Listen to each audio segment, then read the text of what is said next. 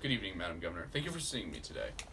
Now, I know you're a busy woman, and I want to talk to you about something so incredibly important to our society, but unfortunately, we're ignoring it as a whole. You, me, everybody. And it's not our fault, necessarily, because it's out of our mind. And what I'm talking about is the homeless. Now, I know it's not a very popular topic. You have much more important things to worry about. Gun legislation, abortion, right to marry.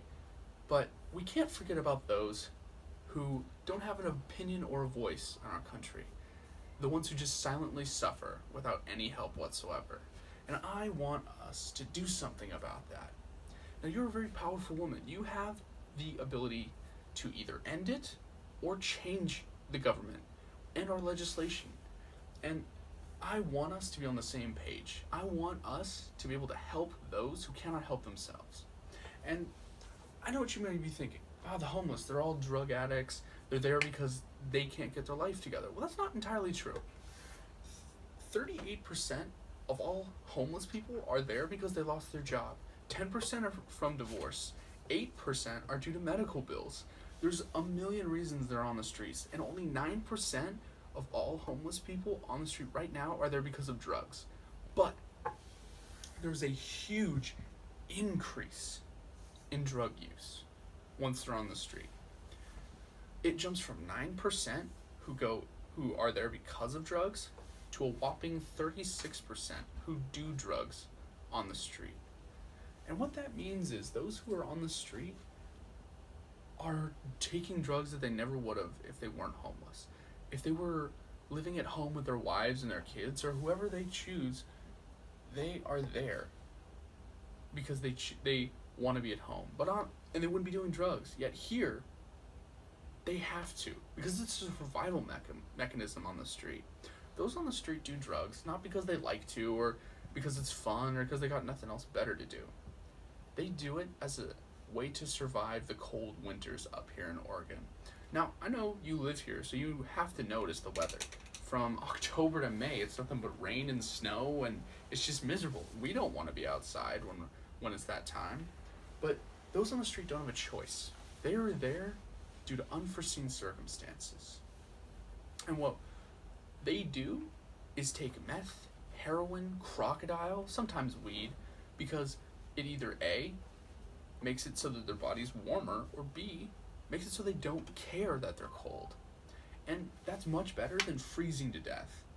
And the heroin is cheap. It's a $20 bag of heroin, a $20 bag of heroin will get you pretty far to staying warm.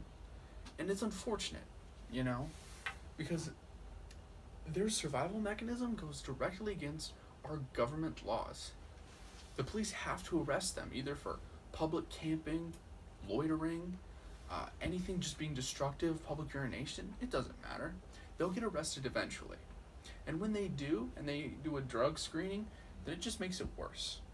And they go to prison because of drugs or whatever, and then they spend their time there, 4 months, and they're right back on the street. This is a revolving door for these people. They have nothing to end the cycle. And what I want to do is end the cycle at the problem. Instead of sending them to jail, we can send them to a rehab facility. And I know it might sound really expensive at first, because rehab is $10,000 a month, while prison is $60,000 a year.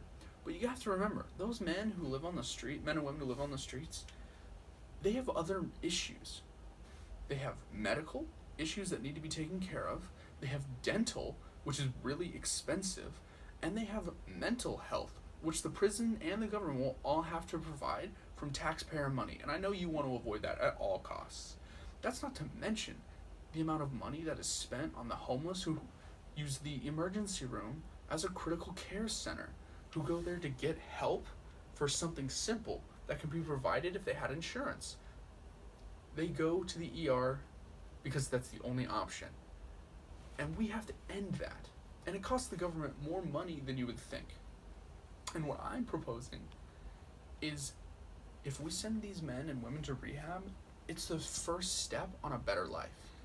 They can go from rehab to transitional housing, to a job, to living in a house or an apartment that they are maintaining and paying for by themselves.